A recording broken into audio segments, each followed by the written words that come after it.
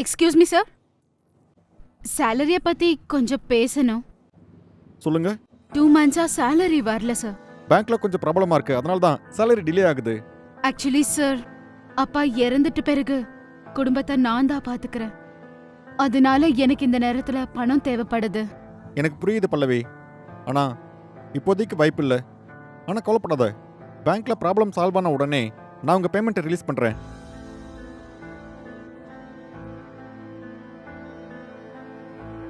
அண்ணா, பேங்க்ல எந்த ஒரு பிரச்சனையும் இல்லையே, அப்புறம் ஏன் உங்களுக்கு சேலரி கொடுக்கல? ஒவ்வொரு மாசமும் லட்சக்கணக்கான ரூபாய் சேலரிக்கே போகுது. அதனால நாம அந்த பணத்தை இன்வெஸ்ட் பண்ணோம்னா எவ்வளோ இன்ட்ரெஸ்ட் வரும்னு உனக்கு தெரியுமா? இன்ட்ரெஸ்ட்லாம் பரவாயில்ல தான், ஆனா இது தப்பு இல்லைங்களா? உங்களுக்கு புரியுதா? அந்த எம்ப்ளாய் கம்பெனிக்கு எதிராக ஏதாவது கேஸ் போட்டாங்களா, அது என்ன ஆகுறது? எல்லாத்தையும் இழந்துருவோம். இதுக்கு இவ்வளோ பெரிய ரிஸ்க் எடுக்கணும்? நான் ஃபைனான்ஸ் படிச்சிருக்கேன் சரியா? நான் பார்த்துக்கிறேன், நீ மேனேஜ்மெண்ட் பார்த்துக்கோ சரியா? அண்ணா ஆனா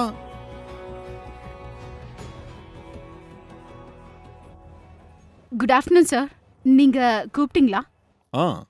இங்க பார் பல்லவி, சீனியர் எம்ப்ளாயிஸ்லாம் உன் மேல கம்ப்ளைண்ட் பண்றாங்க, நீ சரியா வேலை செய்யறதில்ல அப்படின்னு.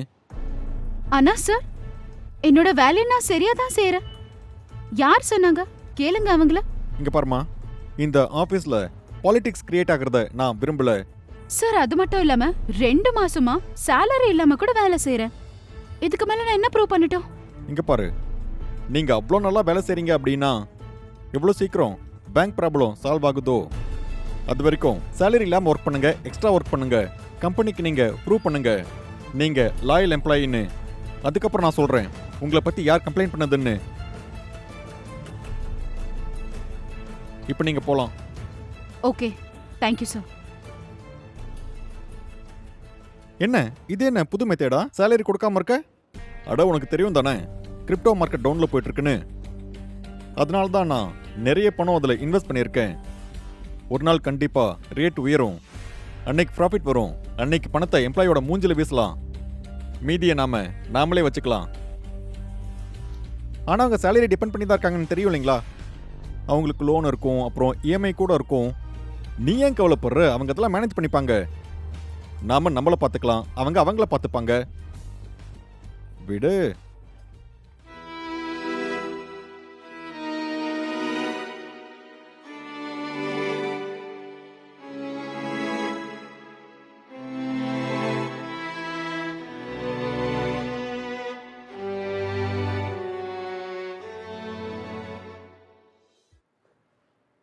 ஏன் அப்படி இப்படி நடந்துகிட்டு இருக்க? அப்படி நடக்கிறதால பணம் திரும்பவும் வந்துருமா? அது வராதுன்னு தெரியும். அது நம்ம கம்பெனியோட எம்ப்ளாயியோட பணம், அவங்க உழைச்ச பணம். அது அவங்களுக்கு திரும்ப எப்படி கொடுக்கறது? அவங்களுக்கு நம்ம எதுவும் கொடுக்க போறதில்ல. கொடுக்க போறது இல்லையா? உங்களுக்கு என்ன பைத்தியமா?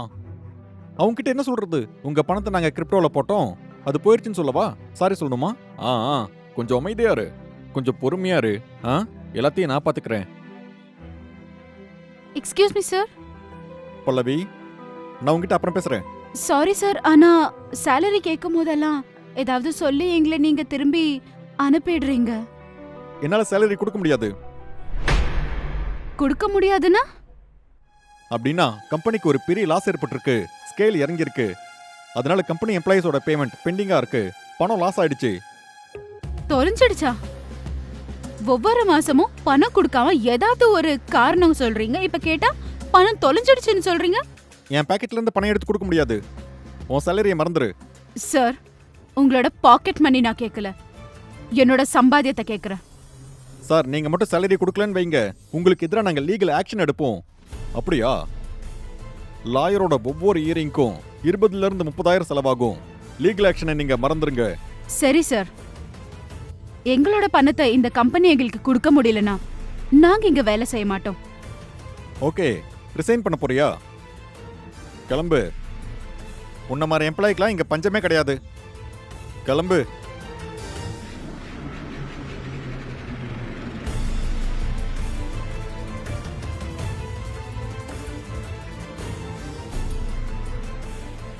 நான் உங்ககிட்ட இதை சொல்லணும், உன்னோட பேராசையால தான் எல்லாம் போச்சு. அட கொஞ்சம் அமைதியா இரு.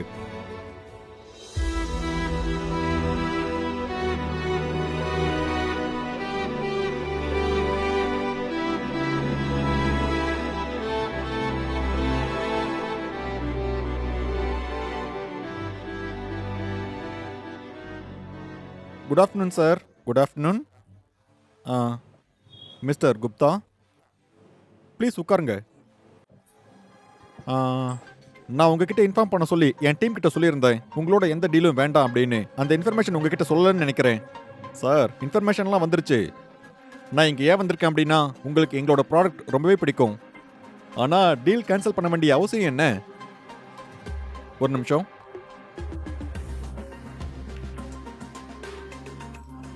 என் ரூமுக்கு வாங்க. ரீசன் என்னன்னு உங்களுக்கு இப்ப தெரியும். நீயா? சார், இவன் என்ன பண்றாங்க?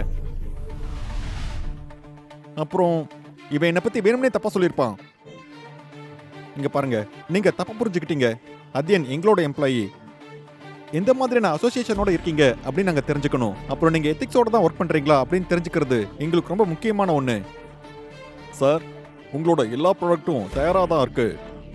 இப்போ டீலை கேன்சல் பண்ண முடியாது. இது தப்பு சார். அப்படியா? எம்ப்ளாயீஸ்க்கு சேலரி கொடுக்காம இருக்கிறதும் கூட ஒரு பெரிய தப்பு தான். நீங்க பண்ணது சரியா? ப்ளீஸ் மிஸ்டர் குப்தா, எது சரி எது தப்புன்னு நீங்க எங்களுக்கு சொல்ல வேண்டியதில்லை. ப்ளீஸ். அப்புறம் பல்லவி, இவங்களை உங்களுக்கு தெரியும்ல? எங்க டீமோட லீடிங் ப்ராடக்ட் இவங்க தான்.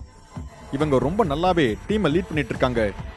அப்புறம் உங்களை பற்றியும் உங்கள் கம்பெனி பற்றியும் இனிமே நாங்கள் எந்த ஒரு அசோசியேஷனும் பண்ண மாட்டோம். ஸோ ப்ளீஸ் நீங்கள் இப்போ கிளம்பலாம். சார், ஒரு தடவை கன்சிடர் பண்ணுங்க. என்ன மன்னிச்சிருங்க.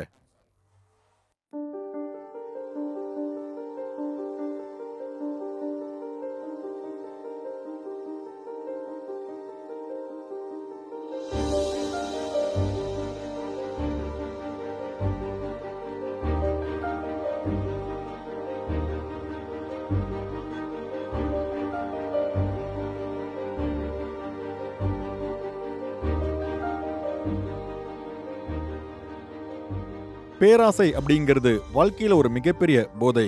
அதை கண்ட்ரோல் பண்ண முடியல அப்படின்னா அது நம்ம லைஃபை கண்ட்ரோல் பண்ண ஆரம்பிச்சிடும். அதை அவாய்ட் பண்ண முயற்சி பண்ணுங்க. அவ்வளோதான் இந்த ஸ்டோரி. அடுத்த வாரம் பார்க்கலாம். பாசிட்டிவா இருங்க. கடவுள் ஆசீர்வதிக்கட்டும்.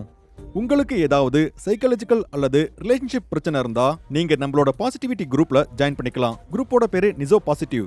இது ஒரு கம்யூனிட்டி கவுன்சிலிங் குரூப். உங்களோட பிரச்சனையை நீங்க இங்க அனானிமஸா சொல்லலாம். இந்த குரூப்ல இருக்கிற மக்கள் பிரச்சனையை சரியான முறையில் தீர்த்து உங்களுக்கு சப்போர்ட்டிவா இருப்பாங்க. லிங்க் கீழே இருக்கிற டிஸ்கிரிப்ஷன்ல இருக்கு. தேங்க்யூ. பாய்.